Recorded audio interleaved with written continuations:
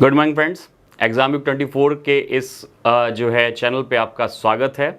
और exam week 24 के geography का मैं नया हस्ताक्षर आनंद सिंह आपके साथ नॉर्थ अमेरिका की जो मैप सीरीज़ पर लगातार हम काम कर रहे हैं उसका एक और वीडियो आपके सामने लेकर आया हूं। दोस्तों, पिछले वीडियो में जो हमने कवर किया है वो आपके थोड़ा सा जो है आपके तटीय क्षेत्रों की चर्चा की थी। दूसरे वीडियो में जो है हमने तटीय क्षेत्रों में कहाँ पर कौन सी खाड़ी है, कहाँ पर कौन सी जल संधि है, इसकी चर्चा की थी आपसे। और आज के इस वीडियो में हम आपसे चर्चा करेंगे झीलों की। किसकी? झीलों की। झीलों की इस चर्चा को शुरू करने से पहले मैं आपको बता दूं कि झीलों से प्रश्न बनते कैसे हैं टीजीटी पीजीटी में या अन्य परीक्षाओं में, नेट जेआरएफ में। झीलों से प्रश्न कुछ ऐसे बनते हैं कि एक महाद्वीप में स्थित झीलों की लोकेशन, उसके बारे में सवाल बन जाते हैं कि कौन सी झील किस देश में स्थित है। बहुत ज्यादा प्रश्न तो इस बात पर बनते हैं कि अगर कोई झील कई देशों के बीच में स्थित है तो कौन उस झील के चारों तरफ के कौन कौन से देश, उनकी राजधानियां क्या है, इस पर सवाल बनते हैं। या झीलों का अगर एक श्रृंखला आप देखते हैं तो उन झीलों की श्रृंखलाओं को हम उत्तर से दक्षिण या पूरब से पश्चिम भी पूछ लेते हैं। स्पष्ट है? तो इन हालात में आपको झीलों के बारे में, उनकी दिशाओं के बारे में, उनके लोकेशंस के बारे में पूरी जानकारी होनी चाहिए। और सिर्फ इतना ही नहीं पूछा जाता, झीलों के संदर्भ में यदि उनके किनारे कोई प्रसिद्ध शहर बसा हो या उनसे जुड़ी कोई नहर या नदी निकलती दिखाई पड़ रही हो तो उसकी चर्चा भी जो है झीलों में सवाल के रूप में आप देखेंगे। स्पष्ट है? तो उत्तर अमेरिका की झीलों का जो है एक विशिष्ट जो है पूरा का पूरा एक कंक्लूसिव जो है विश्लेषण आज हम अपने इस वीडियो में करने वाले हैं। और आपको करना बस ये है कि जैसा कि मैं अपने हर वीडियो में कहता हूं कि मेरे प्यारे भाइयों, एक पेंसिल लेके बैठो, एक रबर लेके बैठो और एक सादा कागज लेकर बैठो जिस पर मैप बनाओ तुम खुद। प्रैक्टिस मैप पर जब आप करना सीख जाओगे तो आपको मैप ठीक वैसे ही याद रहेगा जैसे आपको हमेशा याद रहता है अपनी एक्स का नंबर। इस बात से कोई फर्क नहीं पड़ता कि कितने साल हो गए, ठीक? तो वैसे ही आपको मैप भी याद रहेगा, इस बात से कोई फर्क नहीं पड़ता कि आपने पिछली बार मैप कब किया था, ठीक है? तो उत्तरी अमेरिका की जब हम मैपिंग सेक्शन पे जाते हैं तो उत्तरी अमेरिका की जो मैपिंग सेक्शन को आज हम देखने वाले हैं उसमें सबसे पहले तो हम देख लेते हैं उत्तरी अमेरिका की झीलें। उत्तरी अमेरिका की झीलें। स्पष्ट है? तो भैया सीधे झीलें नहीं समझाऊंगा, मैं आपसे सरलता से पहले पूछूंगा कि ये बताइए कि झीलें होती क्या है ना। जैसे एक सिंपल सा प्रश्न आपसे अगर मैं पूछ दूं कि झील होती क्या है ना, और झील मालूम होनी चाहिए क्योंकि हर बंदा झील का डिस्कशन करता है, स्पेशली जो शायर हैं, जो कवि हैं, है ना। झील सी नीली आंखें, तेरी आंखों में झील देखी है ना। आंखों को अक्सर झील से तुलना की जाती है। तो भाई झील क्या होती है? आंखों ते मालूम है, ये लाइन तुम कहाँ मारोगे जाके कि तुम्हारी आंखें झील जैसी हैं, वो जगह भी तुमको मालूम है और वो मौका भी तुमको मालूम है। बट अगर कहीं पलट के उसने पूछ लिया झील सी नीली आंखें तो ठीक है, पर ये बताओ गुरु झील क्या होती है, तो कैसे बताओगे? तो झील आप ये समझिए कि पृथ्वी पर स्थित, है ना, पृथ्वी पर स्थित जो है होल्स होते हैं, पृथ्वी पर स्थित जो है गड्ढे होते हैं, है ना। पृथ्वी पर स्थित गड्ढे होते हैं जिस पर चाहे तो आप देख लें कि रेन के थ्रू यानी बारिश के थ्रू या किसी न किसी जो है रिवर के थ्रू क्या होता है उसमें वाटर डिपॉजिट हो जाता है। कभी कभी ग्लेशियर्स जो होते हैं, ग्लेशियर्स पिघलते हैं और कोई एक ऐसा स्थान जो लोलैंड एरिया है वहाँ पर अगर बर्फ़ जम जाती है या बर्फ़ पिघल जाती है तो वहाँ जो एक विशाल जलाशय का निर्माण होता है वहाँ पर भी क्या देखते हैं आप, झील बनती है, ठीक। तो झील ये मान सकते हैं कि विशाल तालाब। कभी कभी तो झीलें इतनी विशाल हो जाती हैं कि उनके साथ सागर जैसे शब्दों का भी प्रयोग कर देते हैं, जैसे कैस्पियन सागर, ठीक है, क्लियर। तो झीलें क्या होती हैं? पृथ्वी पर स्थित विशाल गड्ढे होते हैं जिनमें क्या होता है, बारिश या आपके नदियों के थ्रू जब जल भर जाता है तो उनको हम झील कह देते हैं, ठीक। अब मैं इसकी फिजियोग्राफी में नहीं जाने वाला हूं क्योंकि फिजियोग्राफी में जब हम झील डिस्कस करेंगे तो मैं आपको प्रॉपर पूरे तरीके से बताऊंगा कि ओएसिस क्या होता है ना, आपके क्रेटर लेक क्या होती है, ऑक्सबो लेक क्या होती है, माउंटेनियस लेक क्या होती है, ग्लेशियर लेक क्या होती है। तो वो जब फिजियोग्राफी डिस्कस करेंगे तो उसमें बात कर लेंगे। अभी चूंकि हमें मैपिंग पे झीलों की श्रृंखलाएं समझनी है तो अभी उस पर हम क्या करेंगे कि सिर्फ झीलों की स्थिति देखेंगे और उनसे जुड़ी खास बातें देखेंगे। तो चलो भैया, आपके आनंद भैया जो अंतर्राष्ट्रीय लेखपाल होने का ख्वाब रखते हैं उनके साथ हम क्या करते हैं, आप झीलों की प्रैक्टिस शुरू कीजिए। और झीलों के लिए सबसे पहले हमें क्या चाहिए होगा, नॉर्थ अमेरिका का एक बड़ा छोटा सा सुंदर सा नक्शा चाहिए होगा। तो चलो भैया जल्दी से जो है नॉर्थ अमेरिका बना लो। और उम्मीद करता हूँ अगर आपने प्रैक्टिस की होगी तो अभी तक आपको जो है नॉर्थ अमेरिका बनाना आ गया होगा पूरे स्पष्ट तौर पर। है कि नहीं? अभी तक आपको जो है नॉर्थ अमेरिका बनाना आ गया होगा, और नहीं आ गया है तो अभी तक आ जाना चाहिए, क्योंकि मैप पर आप कभी भी कमज़ोर नहीं पड़ने चाहिए। ठीक है, तो जो कुछ प्रमुख झीलें आपको दिखाऊंगा तो मैं आपको दिखाऊंगा कि भाई इस एक क्रम में आपको यहाँ पर झीलें पूरी की पूरी दिखाई पड़ेंगी। ठीक है, जैसे कुछ झीलें मैं कनाडा की शुरुआत कर सकता हूँ। जैसे कनाडा में जो है आपको सबसे पहले यहाँ पर झील दिखाई पड़ेगी, वो दिखाई पड़ेगी ग्रेट बियर झील। कौन सी? ग्रेट बियर झील। स्पष्ट है? और जब आप ग्रेट बियर झील देख लोगे तो उसके ठीक नीचे आपको दिखाई पड़ेगी ग्रेट स्लेव झील। कौन सी? ग्रेट स्लेव झील। स्पष्ट है? इसके ठीक नीचे आपको दिखाई पड़ेगी लेक अथाबास्का। कौन सी? Lake Athabasca. अथाबास्का के ठीक नीचे आपको दिखाई पड़ेगी रेनडियर। कौन सी? रेनडियर झील। और इस रेनडियर झील के ठीक नीचे जो है आपको दिखाई पड़ेगी कनाडा की अंतिम झील, और ये होगी आपके विनीपेग।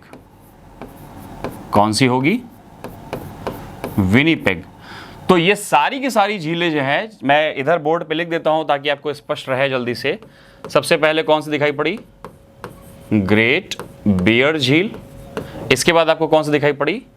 ग्रेट स्लेव झील। इसके बाद आपको कौन सी दिखाई पड़ी? Great Athabasca. कौन सी झील? अथाबास्का। और इसके बाद आपको दिखाई पड़ेगी रेनडियर। क्या दिखाई पड़ेगी? Great reindeer. और इसके बाद आपको दिखाई पड़ेगी विनीपेग। क्या दिखाई पड़ेगी? विनीपेग। और सबसे खास बात जो मैंने आपसे बताई है कि ये सारी की सारी झीलें आपकी कहां स्थित है? ये सारी की सारी झीलें स्थित हैं आपकी कनाडा में। कहां स्थित है भैया? कनाडा में स्थित हैं सबके सब। कहां स्थित है? कनाडा में। क्लियर है? तो इनकी अगर शॉर्ट ट्रिक आपको अगर याद करनी पड़े तो कैसे याद करोगे? देखो, सबसे पहला शब्द है बियर और सबसे अंतिम शब्द है विनीपेग। तो ऊपर वाले बियर के संदर्भ को आप एक मादक पदार्थ आता है, और मादक पदार्थ जो है कई वर्गीकरण उसका किया गया है कि कुछ मादक पदार्थ जो है बियर की श्रेणी में आते हैं, कुछ मादक पदार्थ आपके जो है विस्की या रम या वाइन की श्रेणी में आते हैं। अब मुझे तो भाई इनके किसी की भी जो जानकारी नहीं है, बट फिर भी इतनी तो जानकारी है कि भाई कम से कम ये मादक पदार्थों की यानी अल्कोहल की जो है सीमा में आते हैं। और अक्सर ये भी कहा जाता है कि वो जो झील सी नीली आंखें हैं वो जो है नशा देती हैं। अब वो झील सी नीली आंखें क्या है, एटलीस्ट उसमें नीली आंखें किसकी हैं ये तो आप जानते होंगे, लेकिन झील क्या है कम से कम ये बात आज आप इस क्लास में समझ गया। ठीक, तो आइंदा से कम एक चिंता से तो मुक्त हो गए कि अगर तुम्हारे सामने किसी ने ये क्रॉस क्वेश्चन कर दिया कि झील सी नीली आंखें तो ठीक है, बट ये बताओ झील क्या है कि नहीं, तो आपको बिल्कुल ये मौका जो है मिलेगा अपना इतिहास और भूगोल का ज्ञान भी देखने का। ठीक है, तो यहाँ पर ये पांचों की पांचों झीलें आपको किसकी दिखाई पड़ रही हैं? ये पांचों की पांचों झीलें आपको दिखाई पड़ रही हैं कनाडा की। ठीक, अब अगर इन झीलों की हम चर्चा आपसे करेंगे तो हमें क्या देखना पड़ेगा, एक एक झील जो है उसका पूरा से पूरा जो है हम विस्तृत अध्ययन करेंगे। ठीक, जैसे ग्रेट बियर झील से जुड़ा जो एक तथ्य आपसे पूछा जाता है, ये तथ्य पूछा जाता है कि ग्रेट बियर झील से खास बात क्या है, तो ग्रेट बियर झील से खास बात यह कि इसी झील से जो है आपके आर्कटिक वृत्त होकर गुजरता है। कौन सा? आर्कटिक वृत्त हो जो है वो इसी झील से होकर गुजरता है। आर्कटिक वृत्त। आर्कटिक वृत्त की अगर हम अक्षांशीय स्थिति देखें तो जो 66.5 डिग्री जो है आपके नदन लैटिट्यूड्स है, यानी 66.5 डिग्री जो उत्तरी अक्षांश है, इसे ही जो इसकी जो अक्षांश रेखा जब चारों तरफ घूमती है तो इसे ही आर्कटिक सर्कल बोला गया है। यहाँ पर क्या है कि सूर्य की जो किरणें हैं बिल्कुल तिरछी पड़ती हैं, और तिरछी पड़ने के कारण क्या होता है, जो किरणों में ऊर्जा होती है, जो थर्मल एनर्जी होती है वो बहुत कम होती है, और थर्मल एनर्जी कम होने की दशा में क्या होता है, ये एक क्षेत्र खास तौर पर क्या है बड़े ठंडे प्रदेशों के लिए जाना जाता है। कैसे प्रदेशों के लिए? ठंडे। तो वो जो आर्कटिक सर्कल है वो किस झील से होकर गुजरता है? देखिए नक्शे पर कौन सा सर्कल दिखाई पड़ रहा है, वो बियर झील से गुजरता दिखाई पड़ रहा है। तो बियर झील से आपके गुजर जाता है आर्कटिक सर्कल। ठीक। इसके बाद जब हम बात करते हैं तो दूसरा जो सवाल आपको है यहाँ पे महत्वपूर्ण मिलता है वो निकल के आता है ग्रेट स्लेव झील। कौन सा? ग्रेट स्लेव झील। ग्रेट स्लेव से खास बात ये देखते हैं आप कि ग्रेट स्लेव जो है ये आपके तांबा और सोने के लिए पसंद है। काहे के लिए? तांबा और सोना के लिए। ठीक। वैसे भी आदमी सोने का गुलाम, चाहे वो नींद का सोना हो या धातु का सोना हो, उसका हमेशा आदमी गुलाम रहा है कि नहीं? तो भैया सोने के गुलाम अगर तुम बनोगे तो सोने के स्लेव बनोगे। और सोने का ये स्लेव झील आपको कहाँ देखने को मिलती है? ये आपको देखने को मिलती है कहाँ पर? कनाडा में। ठीक।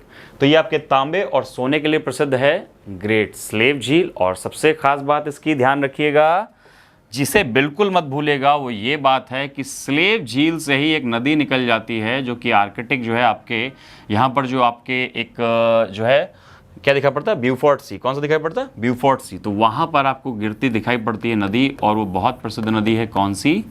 मैकेंजी नदी। कौन सी नदी गिरती दिखाई पड़ती है? मैकेंजी नदी। तो मैकेंजी नदी भैया जो है आपको किस तरफ से गिरती दिखाई पड़ रही है? वो आपको दिखाई पड़ रही है किससे? वो आपको दिखाई पड़ रही है आपके स्लेव झील से गिरती हुई।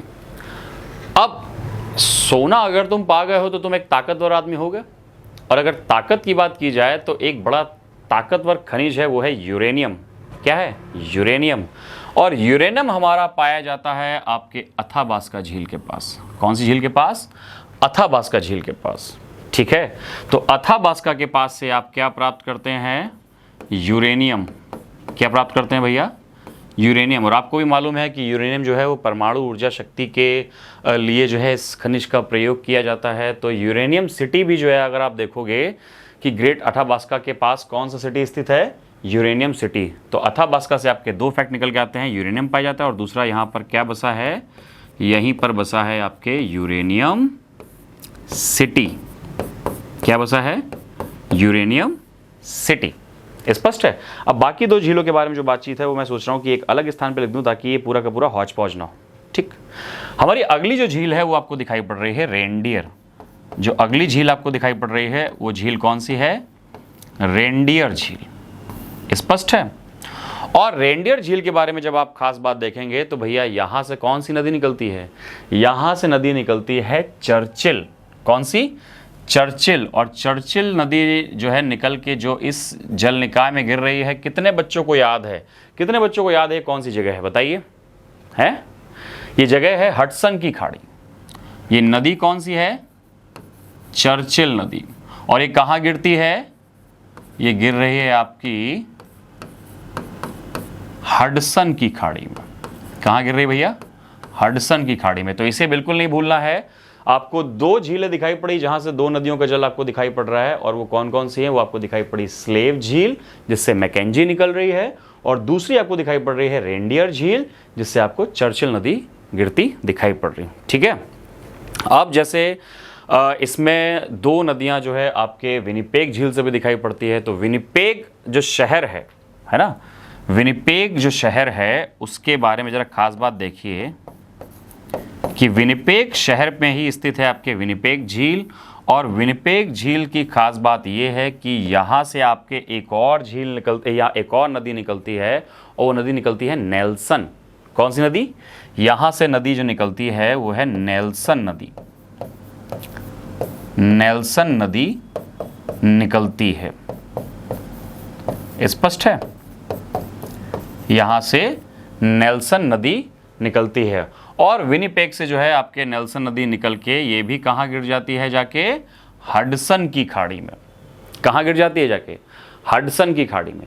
और विनिपेग एक और चीज़ के लिए मशहूर है। मुझे ऐसा लगता है कि आप तुरंत समझ गए होंगे और ज़रूर जो है कमेंट सेक्शन में जो है क्या करेंगे? तुरंत आंसर करेंगे। अच्छा, एक बात ध्यान से सुनो, कमेंट सेक्शन में जो एग्जाम युग 24 करके जो ब्लू जो आपको एक अकाउंट दिखाई पड़ रहा है वो कोई और नहीं, वो मैं ही हूँ।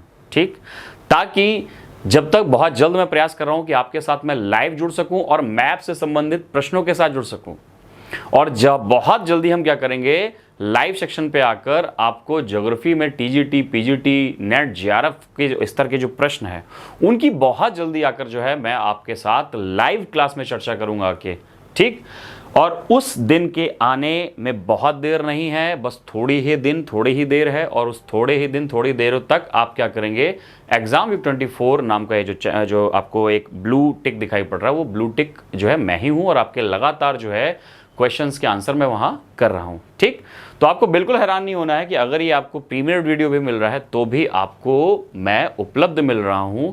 भले ही यहां से मैं आपका नाम ना ले सकूं, लेकिन कमेंट सेक्शन में मैं सबके आंसर करूंगा, सबको धन्यवाद करूंगा।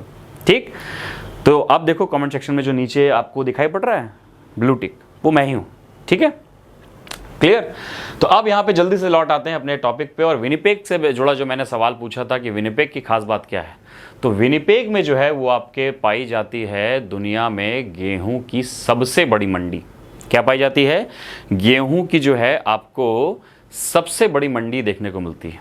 ठीक, अच्छा, नेल्सन नदी तो निकलती है आके विनिपेग झील से, बट एक और जो है नदी है जो कि इसमें गिरती है आके। तो दूसरा फैक्ट क्या हो जाएगा कि एक जो दूसरी नदी है वो है सस्केचवन। कौन सी नदी है, सस्केचवन, वो इसमें जो है आपके गिरती है आकर।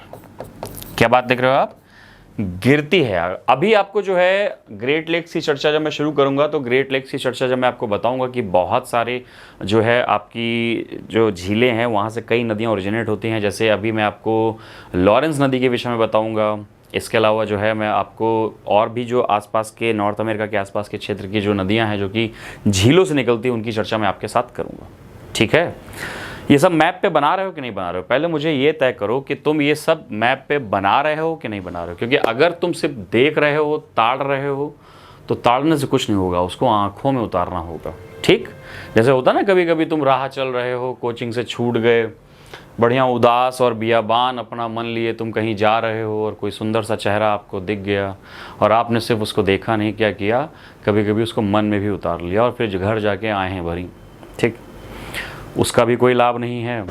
और अगर मेरे साथ यहाँ बैठे हो, सिर्फ देख रहे हो और मैप पे प्रैक्टिस नहीं कर रहे हो, तो उसका भी कोई लाभ नहीं है। लाभ तभी निकल कर आएगा जब आप हमारी किसी बात को मानेंगे, और अगर बात मानना तुम सीख गए तो तुम एक बेहतर पुरुष या स्त्री बनकर उभरोगे सबके सब, है कि नहीं। क्योंकि पूरी दुनिया में आजकल संघर्ष तो सिर्फ इस बात का है कि सबके अहम को सेटिस्फाई करना है, सबके ईगो को सेटिस्फाई करना है कि नहीं। क्योंकि जब आदमी बात रखता है तो ये भी रखता है कि भैया वो बात मानी जाए। ठीक, जैसे मैंने अपनी बात रखी तो मैं चाहता हूँ कि आप बात माने, तभी तो हमारा तुम्हारा ये जो है कार्यक्रम संभव होगा कि आप मैप लेकर बैठे, मैं मैप लेके बताऊँ, तब तो वो बात लंबे समय तक याद रहेगी, जैसे तुमको आज तक वो नंबर याद है कि नहीं। तो उसी तरह से सलाह माननी पड़ेगी भैया, सलाह नहीं मानोगे तो चाहे हम हो तो हमसे नाराज़गी झेलोगे। और अगर जहाँ की बात मानना तुम्हें पसंद है या मजबूरी है, जो भी है, बात अगर नहीं मानोगे तो कुल मिला के जो है केवल संकटों का सामना करोगे। ठीक बात। तो चलो भैया, अब झीलों में आगे बढ़ते हैं, और आपको क्या दिखाई पड़ी कि इन 5 झीलों को जो है आपको याद रखना है। 5 झीलों से जुड़े फैक्ट बहुत ज़्यादा नहीं है, जल्दी से रिवाइज कर देता हूँ मैं। बियर झील से गुजरता है आपके आर्कटिक वृत्त, ठीक है। स्लेव झील से निकल जाती है मैकेंजी नदी। अथाबास्का जो है वो आपके प्रसिद्ध है यूरेनियम के लिए, और वहीं पर स्थित क्या है, यूरेनियम सिटी। रेंडियर झील से जो है चर्चिल नदी निकल जाती है, कहाँ गिर जाती है, हडसन की खाड़ी में। और विनिपेग जो कि अनाज की सबसे बड़ी मंडी है, उस जगह से क्या होता है, उस विनिपेग झील से नेल्सन नदी निकल जाती है, वो गिर जाती है हडसन की खाड़ी में। इसके अलावा सस्केचुअन नाम की जो नदी है वो आपके विनिपेग झील में गिरती है आके। इतनी बातें स्पष्ट तौर पे एकदम बिल्कुल मुकम्मल आपको समझ में आ गई। आगे बढ़ा जाए भैया, हैं? अब आगे बढ़ते हैं, ठीक। और अब मैं चर्चा करने वाला हूं आपसे ग्रेट लेक्स के बारे में। किसके बारे में? ग्रेट लेक्स के बारे में, ठीक। और मैं सोच रहा हूं कि ग्रेट लेक्स बताऊं आपको, इससे पहले जो है मैं सोच रहा हूं कि आपको इन 5 झीलों को बड़ा शॉर्ट तरीके से याद करवा दूं अभी इसी क्लास में बैठे बैठे। तो सबसे पहला शब्द आपको क्या दिखाई पड़ा? बियर। और सबसे आखिरी शब्द क्या दिखाई पड़ा? पैग। बियर और पैग। अगर तुम बियर और पैग के संपर्क में आते हो, तुम बन जाओगे इनके स्लेव। क्या बन जाओगे? तुम बन जाओगे इनके स्लेव। और जब तुम बियर और पैग के प्रभाव में होगे तो स्लेव यानी दास बन के तुम अपनी डियर से बकबक बकबक करोगे। ठीक, तो बियर या पैग लगा के हम स्लेव बन जाते हैं और फिर क्या करते हैं, अपनी डियर से बकबक बकबक करते हैं। तो भैया यहाँ पर बियर से हो गई बियर झील, पैग से हो गई विनीपेग झील। इसके बाद हम क्या करते हैं, अपनी डियर को पकड़ते हैं, और जब डियर को पकड़ते हैं तो कैसे होके, स्लेव होके। तो स्लेव होके अपनी डियर को पकड़ते हैं और उससे क्या करते हैं, बकबक बकबक करते हैं। तो भैया ये कनाडा की आपकी 5 झीलें हैं। इससे बेहतर सरल तरीके से और इनको याद रखना बिल्कुल पॉसिबल नहीं, क्योंकि ये मेरे कई प्यारे भाइयों बहनों की तो मैं बात नहीं करूंगा, लेकिन आप में से कई भाई ऐसे ज़रूर होंगे जो कि इस अवस्था से गुजरे होंगे कि वो बियर या पैग के संपर्क में आए होंगे, उस नशे के वो स्लेव हुए होंगे, फिर किसी फेवरेट डियर को फ़ोन किया होगा और जो कुछ दिल में है वो बकबक बकबक कर दिया होगा, है कि नहीं। अच्छा, इंग्लिश में एक बात आपको बताता हूँ, जब आप नशे में जो साहस दिखाते हैं, जब नशे में आप जब मदिरा के प्रभाव में जो साहस दिखाते हैं, पता उसे इंग्लिश में क्या कहा गया, उसे इंग्लिश में कहा गया है डच करेज। क्या कहा गया है, डच करेज, है ना। बात चलती है कि भैया अगर मुंबई में लड़का जो है मदिरा के संपर्क में आ जाता है तो वो कहता है कि चलो भैया कहीं लॉन्ग ड्राइव पे चलते हैं। दिल्ली के लड़के क्या करते हैं, अपना चुपचाप जो है एक फ़ोन निकाला, एक नंबर निकाला, उससे बोलने लगे सॉरी अब गलती नहीं होगी। और अपने यूपी का, प्रयागराज का, गोरखपुर का, बस्ती का, बलिया का, मऊ का, देवरिया का, यहाँ का लड़का क्या करता है, यहाँ का लड़का कहता है चलो अब ये बताओ, अपने दोस्त से कहता है अब ये बताओ तुम्हें कौन परेशान कर रहा है, मिल के जो है उसकी खटिया खड़ी कर देंगे। ठीक, तो आपको याद करने के लिए जिस भी तरह की कहानी की आवश्यकता पड़े आप उस कहानी का प्रयोग कीजिए, बट याद करिए, याद करना महत्वपूर्ण है, वो नहीं जो इनमें लिखा है। ठीक बात। अब आगे बढ़ते हैं। तो आगे हम चर्चा करने वाले थे आपके ग्रेट लेक्स की। किसकी चर्चा करने वाले थे, ग्रेट लेक्स की। ग्रेट लेक्स जो है ये, इनके बारे में पहले थोड़ी तथ्यात्मक बातें देख लेते हैं। ग्रेट लेक्स में आपके 5 झीलें आती हैं और वो 5 झीलें कौन सी हैं, उनकी एक शॉर्ट ट्रिक, ये सर्वविदित शॉर्ट ट्रिक है, पूरी दुनिया में अपनाई जाने वाली शॉर्ट ट्रिक है और इससे ज़्यादा कोई सरल शॉर्ट ट्रिक हो भी नहीं सकती। वो 5 झीलें कौन सी हैं, वो 5 झीलें हैं सुपीरियर। कौन सी हैं, सुपीरियर। ठीक, वो आपके झील है ओंटारियो। कौन सी है, ओंटारियो। ठीक, इसी झील पर हम देखेंगे क्या कि इसी झील से जो है आपके चलिए पहले बता देता हूँ, इसके बाद इस पर धीरे धीरे खोलूंगा। ठीक, इसके बाद आपको दिखाई पड़ेगी मिशिगन। कौन सी दिखाई पड़ेगी, मिशिगन। इसके बाद आपको दिखाई पड़ेगी इरी। कौन सी दिखाई पड़ेगी, इरी।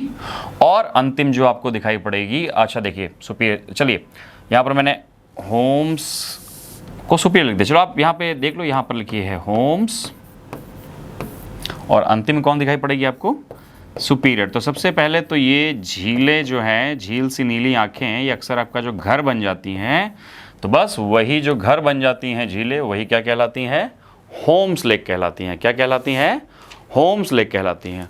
और जब आपको याद करना होगा होम्स लेक का क्रम, जब आपको क्या याद करना पड़ेगा, होम्स लेक का क्रम याद करना पड़ेगा, तो आपको बस इतना याद रखना है कि समझोगे कि नहीं, समझियो कि नहीं, इसमें बस जे जो है मिटा दो, एस एम के बाद यहाँ पर जे लगता है तो जे मिस कर दो, तो बस कहते ना समझियो कि नहीं। तो समझेंगे भैया क्या है, ये क्रम आपको दिया हुआ है ईस्ट से वेस्ट का, है ना। तो सबसे पहले आपको कौन सी दिखाई पड़ेगी, ओंटारियो। उसके पश्चिम में दिखाई पड़ेगी इरी। उसके पश्चिम में आपको दिखाई पड़ेगी ह्यूरॉन। उसके पश्चिम में आपको दिखाई पड़ेगी मिशिगन। और उसके पश्चिम में आपको दिखाई पड़ेगी कौन सी, सुपीरियर झील। कौन सी दिखाई पड़ेगी, सुपीरियर झील। ठीक, तो इसको ऐसे तो नहीं समझने वाले हैं, इसको हम समझेंगे नक्शे पर। और जब नक्शे पर चलेंगे तो चलो भैया एक और नक्शा बनाते हैं, और इसके लिए हम कम से कम जो है 2 नक्शों का प्रयोग करेंगे। पहले दिन के लोकेशन देख लेंगे हम ओवरऑल नक्शे पर, और अगर आपसे मैं बात करूं ओवरऑल नक्शे पर, तो ओवरऑल नक्शे पर जो है इनकी स्थिति जो है वो कुछ ऐसी दिखाई पड़ेगी आपको।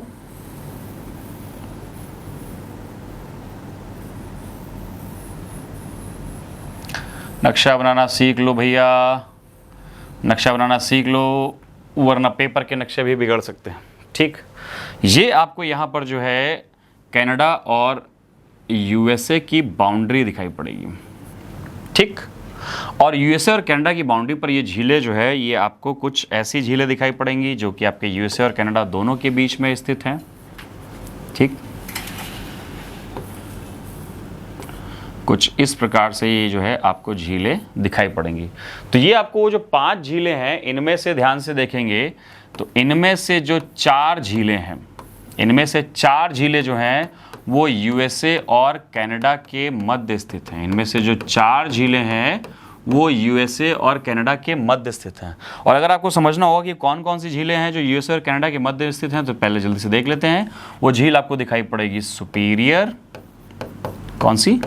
सुपीरियर। अच्छा, ये बात आपको तब समझ में आएगी जब मैं यहाँ पर सारी झीलें मेंशन करूँगा।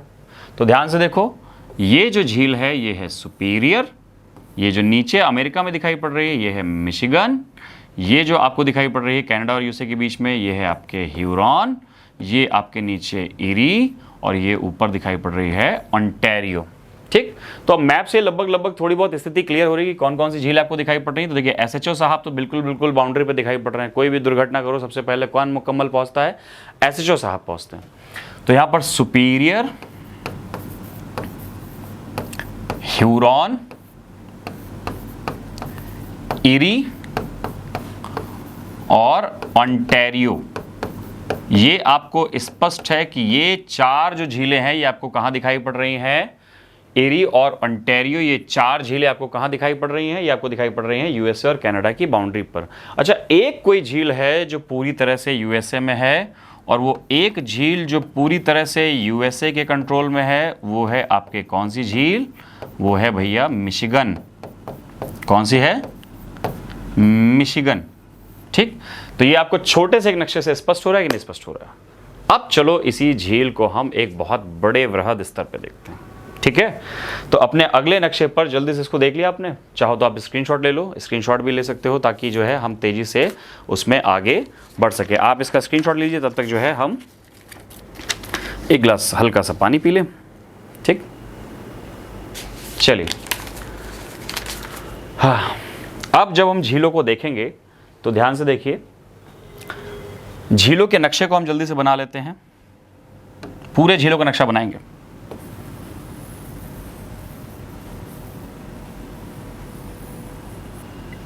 ठीक, इसके बाद आपको दिखाई पड़ेगी इसके बाद आपको दिखाई पड़ेगी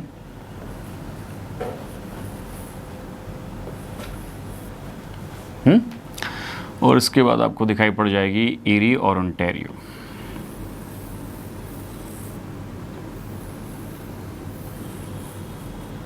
ठीक है, तो कुछ इस तरह से जो है आपको झीलें दिखाई पड़ेंगी। और ये झीलें, इनका जल्दी से पहले हम नाम देख लेते हैं, कौन सी झील का क्या नाम है, कहां पर स्थित है। तो ये जो आपको झील दिखाई पड़ रही है ये कौन सी झील है? ये सुपीरियर झील है। ये कौन सी झील है? सुपीरियर। ठीक, इसके बाद ये जो आपको दिखाई पड़ रही है ये कौन सी झील है? ये है मिशिगन।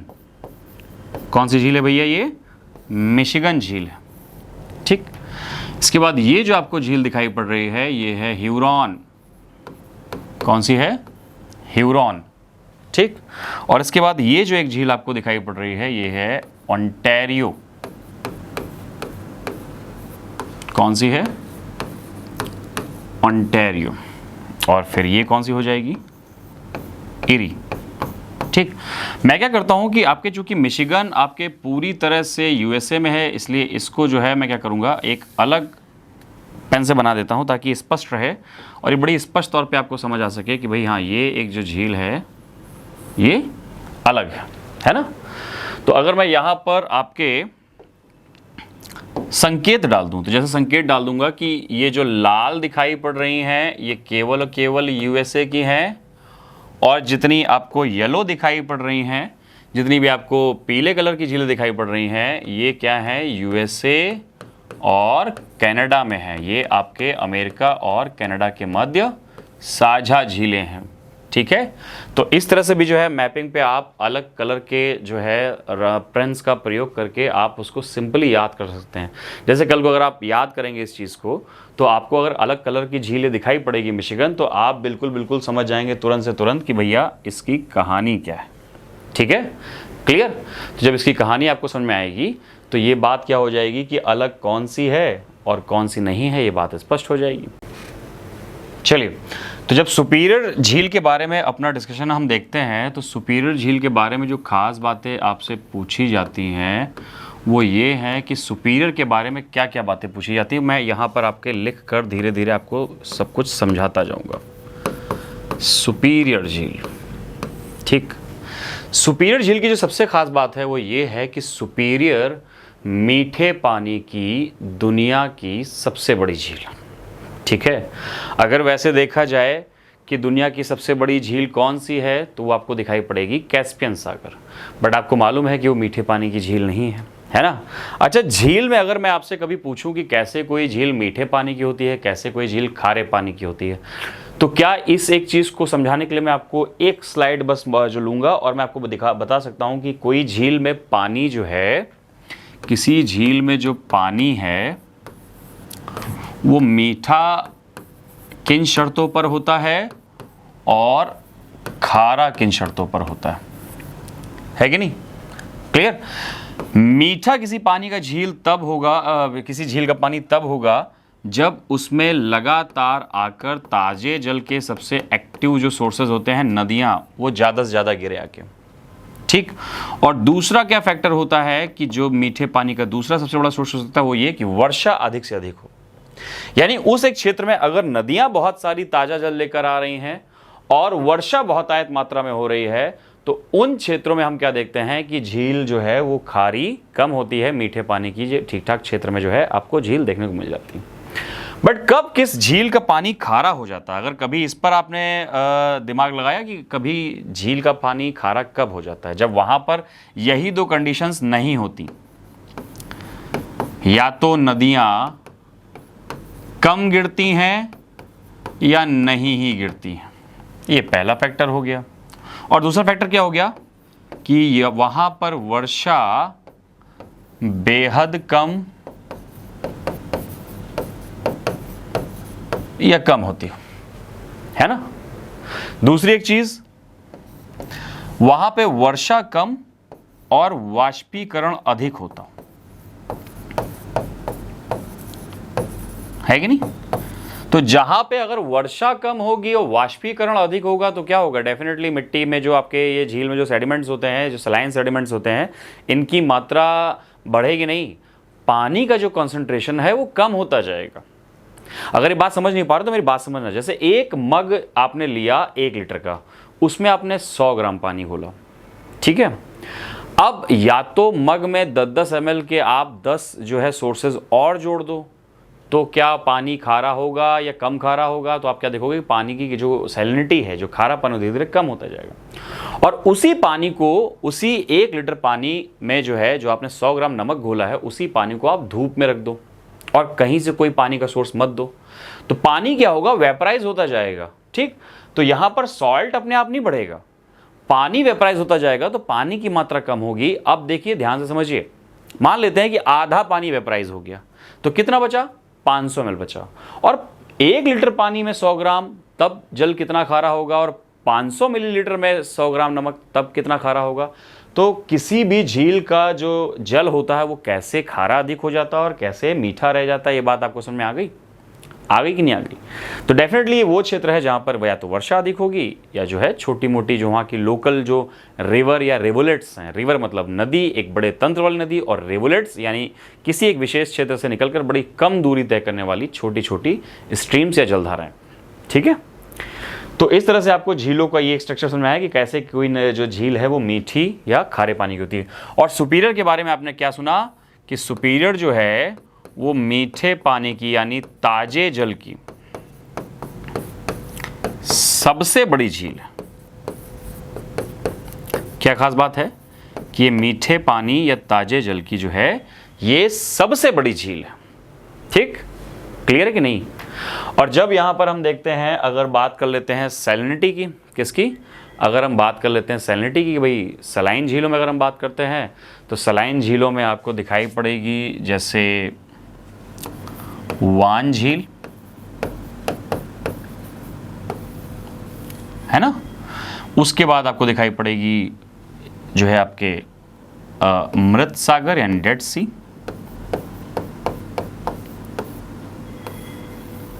है ना, जॉर्डन में है ये। इसके बाद आपके आ जाएगी क्या भैया, सॉल्ट लेक।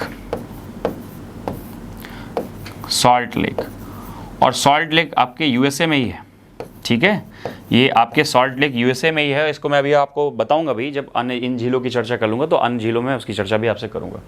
तो सुपीरियर झील जो है आपको उसकी खास बात क्या दिखाई पड़ी कि ताज़े पानी की ये जो है दुनिया की सबसे बड़ी झील है, और किन दो देशों के बीच में स्थित है, यूएसए और कनाडा। अब अगर मैं आपसे सुपीरियर के बारे में बात करूं तो सुपीरियर में और भी बहुत सारी चीज़ें दिखाई पड़ती हैं। जैसे ये जो सुपीरियर झील है ये स्थित है सुपीरियर हाईलैंड्स पर। कहाँ पर, सुपीरियर हाईलैंड्स पर। और इस सुपीरियर हाईलैंड्स में खास बात क्या है कि यहाँ पर जो आपके मेसाम्बी रेंज पाई जाती है, कौन सी रेंज, मेसाम्बी रेंज। नक्शे पे मेसाम्बी रेंज ढूंढो जल्दी से, है ना।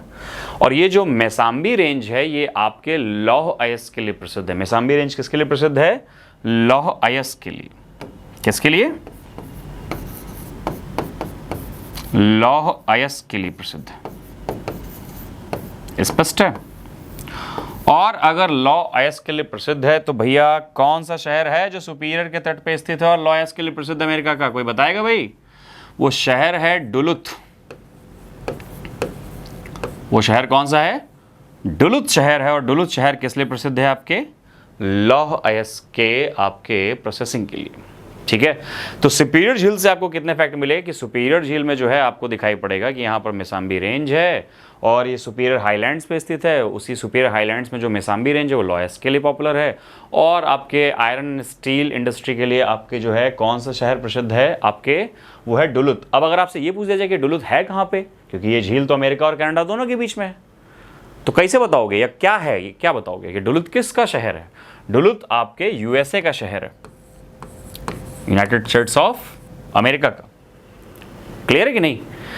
तो डुलुथ आपके इसकी खास बात निकल के आ जाती है। अब इसके बाद देख लेते हैं कि सुपीरियर और ह्यूरॉन आपको मिलती दिखाई पड़ रही हैं। सुपीरियर और ह्यूरॉन आपको मिलती दिखाई पड़ रही हैं और इनको जोड़ने वाली जो झील है ना, ये जो सुपीरियर और ह्यूरॉन को जोड़ने वाली जो कह रहा हूँ नदी है, ये आपके पहचानी जाती है सू नहर के नाम से। किस नाम से, सू नहर के नाम से। कौन सी, सू नहर। तो अगर आपसे कभी पूछ लिया जाए कि कौन सी नहर जोड़ती है आपके सुपीरियर को ह्यूरॉन से, तो सुपीरियर को ह्यूरॉन से जोड़ती है कौन सी नहर, सू कैनाल। सू नहर जोड़ती है, ठीक। और अगर आपसे पूछा जाए कि सू नहर जो है वो किस पर स्थित है, तो सू नहर जो है, ध्यान से देखोगे, अगर आपको मैप पर ना दिखाई पड़े तो गूगल मैप का प्रयोग कर लेना और देखना कि उसमें जो है सू नहर स्थित है सेंट मैरी नदी पर। किस पर, सेंट मैरी नदी पर जो है आपके सू नहर स्थित है। सेंट मैरी नदी के खास सेक्शन को जो है हमने उस पर क्या की दिए हैं, गेटलॉक्स लगा दिए हैं। और उसी गेटलॉक से जो है आपके सुपीरियर से जहाज जो है आपके किसकी तरफ, ह्यूरॉन की तरफ जाते दिखाई पड़ते हैं, ठीक है। तो सू नहर जो है वो आपके किसको जोड़ती है, वो जोड़ती है सुपीरियर को किससे, ह्यूरॉन से, ठीक है। अब हम बात कर लेते हैं आपकी जो दूसरी बड़ी प्रसिद्ध नदी है, और जो दूसरी बड़ी प्रसिद्ध नदी है वो है आपके कौन सी, वो है मिशिगन। कौन सी, मिशिगन। मिशिगन की अगर हम बात कर लेते हैं तो देखिए ध्यान से, मिशिगन के बारे में अब खास बात लिखना शुरू करते हैं जल्दी से। तो मिशिगन की जो सबसे ज़्यादा आपको बातें पता चली वो तो ये पता चली भैया कि मिशिगन सबसे पहले तो पूरी तरह से कहाँ स्थित है, यूएसए में स्थित है। पूरी तरह से ये झील कहाँ स्थित है, यूएसए में स्थित है। और इसके बाद आपको तीन बड़े प्रसिद्ध शहर आपको दिखाई पड़ेंगे। यहाँ पर जी स्टैंड्स फॉर है एक शहर का नाम, मैं बता दूंगा। यहाँ पर जो है आपके सी स्टैंड्स फॉर एक शहर का नाम, वो भी मैं आपको बताता हूँ। और यहाँ पर है आपके एम स्टैंड्स फॉर एक शहर का नाम, है ना। तो ये आपके कौन सा हो गया, एमसीजी।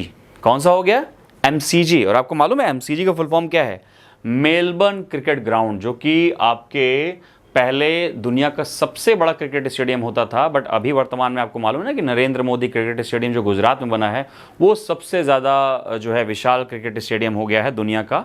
और दुनिया पे भारत का भी राज चलता है, मतलब भारत का जो है दुनिया के क्रिकेट जो है वर्ल्ड पे तो राज चलता ही चलता है। और अब तो हम चाहे एमसीजी जाएं चाहे वाका जाएं, हमारे खिलाड़ी जो है इतने होनहार हो गए हैं कि उनको इस बात से कोई फ़र्क नहीं पड़ता कि सामने जर्सी पीली है या लाल या हरी, हम सबको धूल चटा के आते हैं। ठीक, तो एक धूल आपको चटानी पड़ेगी अमेरिका वालों को, और अमेरिका वालों के लिए हम ऑस्ट्रेलिया नहीं जाएंगे, अमेरिका वालों के लिए उन्हीं की जगह पर जाएंगे, एमसीजी जाएंगे। कहाँ? मिलवाउकी, सी शिकागो, जी गैरी।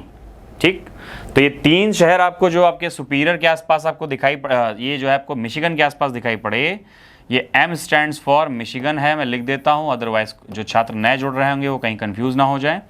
तो यहाँ पर 3 शहर जो आपको दिखाई पड़ते हैं कौन कौन से? वो 3 शहर आपको दिखाई पड़ेंगे इस पर, मिलवाउकी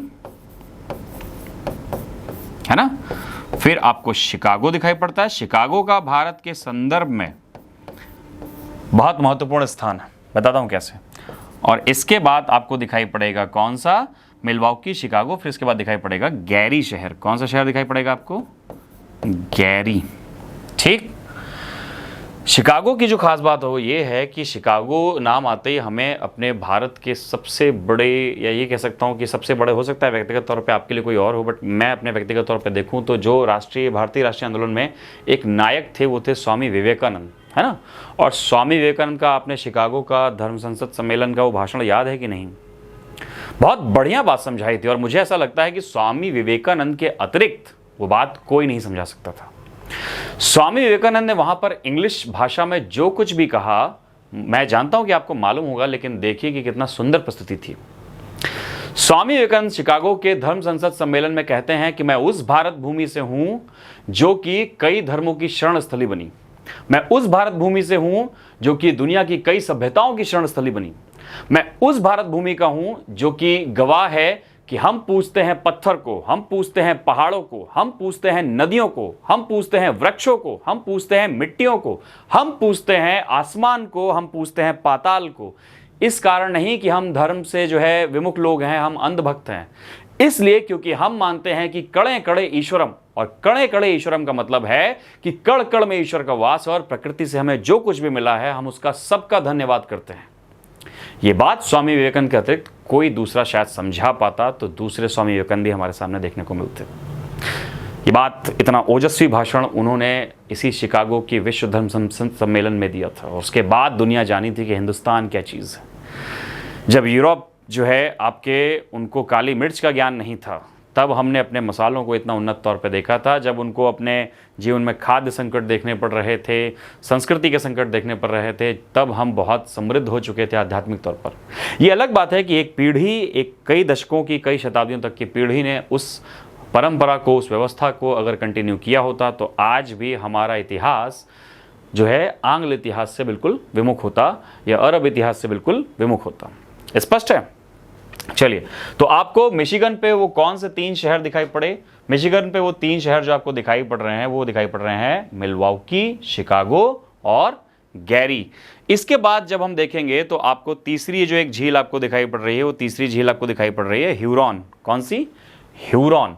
और ह्यूरॉन जो झील है इसको सू नहर जोड़ती आपको दिखाई पड़ रही थी, और यहीं पर आपके ह्यूरॉन झील के किनारे एक शहर स्थित है, और वो शहर है सडबरी। वो शहर कौन सा है? सडबरी। कौन सा शहर है भैया? वो सडबरी शहर है। और सडबरी आपके 3 धातुओं के लिए बड़ा प्रसिद्ध है, और वो है आपके निकेल, तांबा और प्लेटिनम। सडबरी शहर जो है वो आपके किसके लिए प्रसिद्ध है? वो प्रसिद्ध है आपके निकेल, तांबा और प्लेटिनम। ठीक है भैया, तो ये आपको सडबरी शहर आपको वहां पर दिखाई पड़ रहा है। इसके अलावा एक और प्रसिद्ध शहर जो पूछा गया है कि वो कौन सा यहां पर स्थित है, तो वो आपसे पूछा गया था बे सिटी के बारे में। किसके बारे में? बे सिटी के बारे में। तो बे सिटी भी आपको जो है ह्यूरॉन नदी के जो है ह्यूरॉन के झील के तट पर आपको दिखाई पड़ रहा है। ठीक, अब इसके बाद जो 2 झीलें बसती हैं वो हैं ईरी और ओंटारियो। कौन सी झीलें बसती हैं? ईरी और ओंटारियो। और जब हम ईरी की बात करते हैं तो इसके 2 बड़े प्रसिद्ध शहर जो आपको दिखाई पड़ेंगे, एक दिखाई पड़ेगा आपको डेट्रॉइट। कौन सा दिखाई पड़ेगा? डेट्रॉइट शहर। और ईरी में जो आपके डेट्रॉइट शहर दिखाई पड़ रहा है, ये आपको मालूम होगा कि ये पूरी दुनिया में प्रसिद्ध है ऑटोमोबाइल के लिए। काहे के लिए? ऑटोमोबाइल यानी आपके जो व्हीकल्स आते हैं और जो हैवी व्हीकल्स होते हैं, ठीक है, और आपके जो हैवी इंजन्स होते हैं उनके निर्माण के लिए आपका कौन सा शहर प्रसिद्ध है? डेट्रॉयट। और डेट्रॉयट शहर जो है वो आपको कहाँ दिखाई पड़ रहा है? वो आपको दिखाई पड़ रहा है ईरी में। कहाँ दिखाई पड़ रहा है? ईरी में। इसके बाद आपको जो है यहाँ पर दूसरा एक शहर दिखाई पड़ेगा, और आपके डेट्रॉयट के बाद जो दूसरा शहर आपको दिखाई पड़ता है वो दिखाई पड़ता है इस एक छोर पर। यहाँ पर मैं इसको 0.2 कर देता हूँ और इसको 0.1 कर देता हूँ, तो ये आपको 0.1 दिखाई पड़ गया डेट्रॉयट, और 0.2 ये शहर यहाँ पे बड़ा प्रसिद्ध है और ये है हैमिल्टन। कौन सा शहर है? हैमिल्टन। तो हैमिल्टन बड़ा प्रसिद्ध शहर है जो आपको दिखाई पड़ता है आपके ईरी के तट पर। और जब आप देखोगे तो ईरी को भी जो है आपके क्या दिखाई पड़ेगा कि ईरी भी जो है एक आपके नहर के द्वारा, है ना, ईरी भी आपके एक नहर के द्वारा जुड़ती दिखाई पड़ेगी। और ईरी जो जुड़ती दिखाई पड़ती है आपके ओंटारियो से, तो यह मैं यहाँ पर लिख देता हूँ, इस नहर का नाम है वेललैंड नहर। कौन सी नहर है वो? वेललैंड नहर। वेललैंड जो है आपके कैनाल है वो आपके जोड़ती है किसको? वो आपके जोड़ती है ईरी को किसके साथ? ओंटारियो के साथ। किसके साथ जोड़ती है? ओंटारियो के साथ जोड़ती है। स्पष्ट है भैया? तो ईरी जोड़ती है ओंटारियो को किसके साथ? वेललैंड नहर जो है उसके थ्रू। ठीक है। अब अगर ईरी के बारे में हम अगर बात करते हैं तो चलिए पहले हम थोड़ा सा चर्चा जो है ओंटारियो के विषय में कर लेते हैं। और जब ओंटारियो के विषय में हम चर्चा करेंगे तो आपको पता चलेगा कि भैया जो है ओंटारियो जो है, ओंटारियो से जब एक नदी आगे बढ़ जाती है, ओंटारियो से जब एक नदी आगे बढ़ जाती है तो इस नदी का नाम है सेंट लॉरेंस। कौन सी नदी? Saint Lawrence. और आपको मालूम भी है ना कि अगर मैं पिछले मैप की बात करूं तो ध्यान से देखिए, यहीं से जो आपके सेंट लॉरेंस नदी है ये आपके जो है यूएसए और उसके बीच में, किसके? यूएसए और कनाडा के बीच में सीमा रेखा का भी निर्माण करती है। कौन सी? सेंट लॉरेंस जो है ये आपके सीमा रेखा भी निर्धारित करती है किसके किसके बीच में? यूएसए और कनाडा के बीच में भी। और आपको मालूम है कि जो सेंट लॉरेंस नदी है ये कहाँ गिर जाती है जाके? ये गिर जाती है अटलांटिक में। किसमें? अटलांटिक में। और अटलांटिक में वो जो क्षेत्र आपको दिखाई पड़ रहा है वो कौन सा है? वो आपको दिखाई पड़ेगा, यहाँ पर आपको दिखाई पड़ेगा कौन सा? लैब्राडोर सी। कौन सा? लैब्राडोर सागर। ठीक है। तो ये आपके सेंट लॉरेंस की स्थिति में समझा रहा था आपको कि सेंट लॉरेंस भाई जो है आपके कहाँ पर गिरती है? ये गिरती है किस नदी से? ये आपके ओंटारियो झील से जो है सेंट लॉरेंस नदी गिरती है जाके कहाँ? आपके अटलांटिक तट पे। ठीक है। और अगर एक बात मैं आपको बताऊं, जैसे अगर मैं आपको बता दूं तो आपके ईरी से संबंधित एक फैक्ट है जो वो ये है कि यहीं पर आपके बफेलो शहर देखा जाता है। कौन सा शहर? बफेलो शहर। ठीक। और आपके जो है एक बड़ा पॉपुलर झरना है, एक बड़ा पॉपुलर झरना है जिसे आप क्या बोल देते हैं? Niagara fall. कौन सा? Niagara fall. और वो नियाग्रा फॉल ही जो है आपके आगे जाके वो जो नियाग्रा प्रपात है, वो नियाग्रा जलप्रपात है,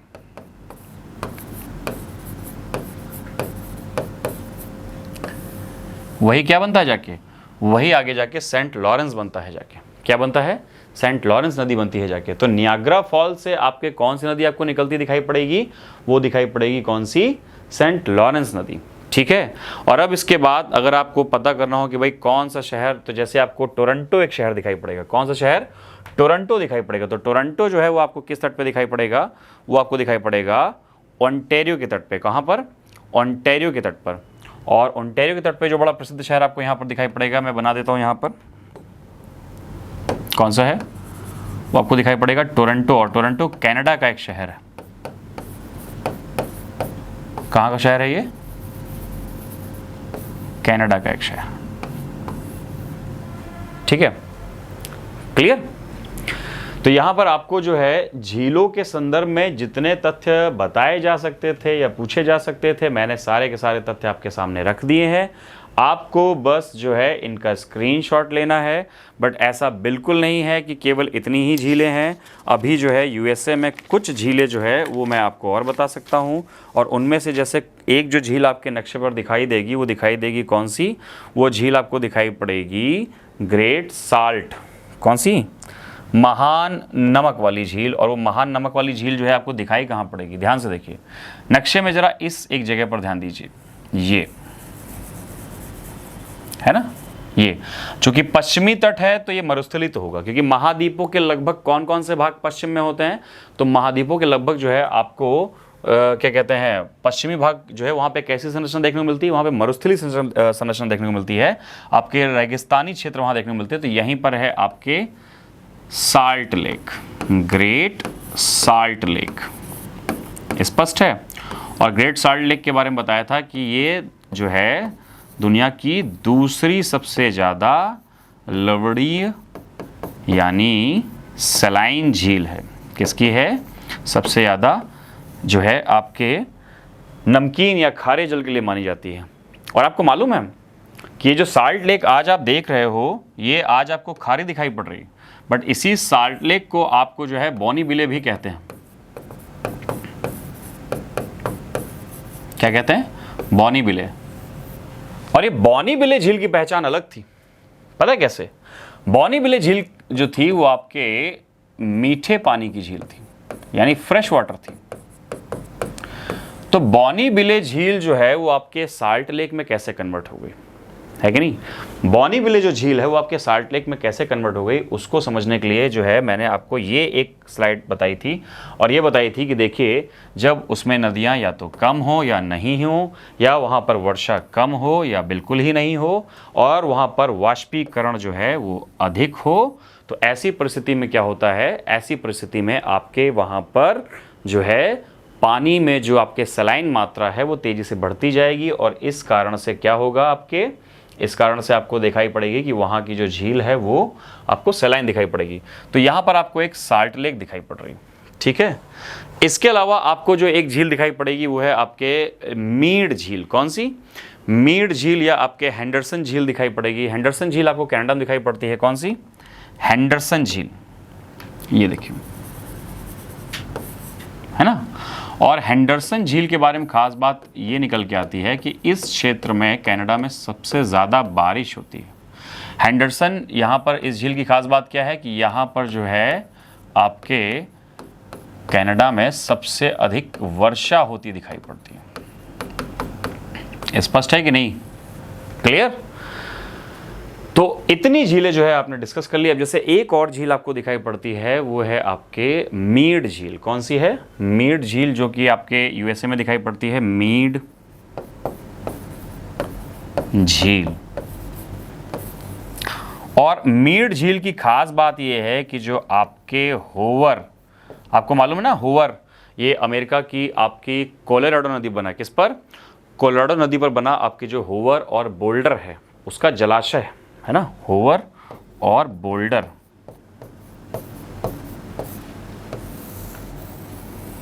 ठीक, ये उसका क्या है?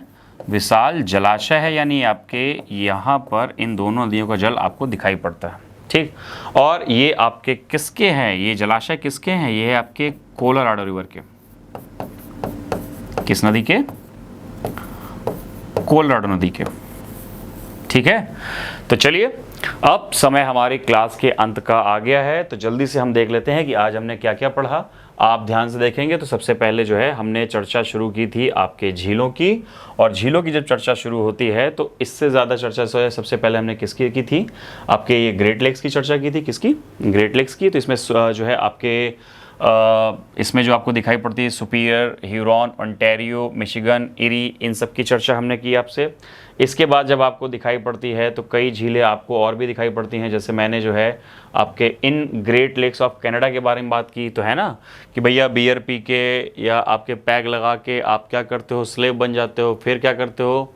अपने डियर को पकड़ते हो और क्या करने लगते हो? बकबक करने लगते हो। तो देखिए ये सारी की सारी चीज़ें हों, है ना, ये सारी की सारी चीज़ें जो हैं वो आपको बाकायदा एक ही नक्शे पर, या आप क्या देख सकते हो कि बाकायदा सबका सब आपको जो है नक्शे पर ही बताया गया। ठीक है, ये देख लीजिए, इसका स्क्रीनशॉट ले लीजिए जल्दी से, जो बच्चे देर जुड़े हों। इसके बाद आपको यहाँ दूसरा होम्स लेक, ग्रेट लेक्स के बारे में और उनके पूर्व से पश्चिम के क्रम के बारे में समझाया गया। इसके बाद आप देखिए तो बाकायदा जो है ग्रेट लेक्स की अवस्थिति आपको समझाई गई। ठीक है, इसी में मैंने कुछ झीलें और बताई, जैसे आपको एंडरसन में जो है साल्ट लेक और मीड झील के बारे में बताया। इसके बाद जब आप देखेंगे तो बाकायदा जो है आपके वो जो पांचों ग्रेट लेक्स आपको दिखाई पड़ती हैं उनके विषय में जो संभावित प्रश्न बन सकते हैं उनके बारे में चर्चा की गई। और इसके बाद जो मैंने बताया आपको कि झीलों का जल खारा कैसे होता है और मीठा कैसे होता है। ठीक है, तो हम क्या कर रहे हैं कि लगातार अब जो है आपको सब कुछ जो है वो लगातार मैप पर समझाने का प्रयास कर रहे हैं। और मैंने आपसे पहले भी बोला है कि भैया मैप लेकर बैठो, मैप लेकर अगर नहीं बैठोगे तो मामला गड़बड़ा जाएगा, हमारा पढ़ाना बेकार जाएगा। और ये हमारा पढ़ाना बिना मैप के ठीक वैसे ही है जैसे तुम जो है कहीं बैठ जाओ लेकिन सामने कोई ना हो। तो जितनी देर बड़े मन से सामने कोई बैठोगे, कुछ बकबक करोगे, सामने कोई नहीं होगा, जैसे वो व्यर्थ जाता है वैसे ही मेरा लेक्चर व्यर्थ जाएगा।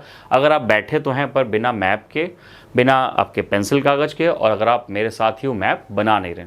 ठीक, तो नॉर्थ अमेरिका की अपनी जो है इस मैपिंग सीरीज़ को हम आगे बढ़ाएंगे और अपने अगले मैप में हम चर्चा करेंगे जो है नॉर्थ अमेरिका की नदियों की।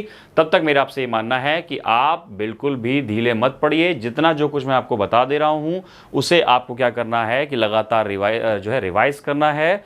और जब आपका रिवीजन कंप्लीट हो जाएगा और जब हम लाइव सेशन में आना शुरू करेंगे बेहद जल्द ही, तो इन्हीं सब जगहों से जो है आपको मैं सवाल बनाकर लेकर आऊँगा। और बढ़िया स्तर के सवालों के साथ हम जब जुड़ेंगे लाइव सेशन पे, तो आपको जो है जब मुझसे लाइव मुखातिब होने का अवसर मिलेगा तो मुझे लगता है कि हम दोनों को ही बहुत जल्दी मजा आएगा, है कि नहीं। तो ऐसा वक्त बहुत जल्दी आने वाला है, आपको बिल्कुल परेशान नहीं होना है, मैपिंग पे बिल्कुल अच्छे से काम करना है। और एग्जाम युग 24 के इस चैनल पे ज्योग्राफी का मैं नया हस्ताक्षर आनंद सिंह, इसी के साथ आपसे जो है विदा लेता हूँ। आप अपना भी ख्याल रखिए, अपने चाहतों का भी ख्याल रखिए, पेरेंट्स का भी ख्याल रखिए, अपना भी ख्याल रखिए। और फिर हम मिलेंगे अपने किसी जो है अपने अगले वीडियो में नॉर्थ अमेरिका की नदियों के साथ। जय हिंद।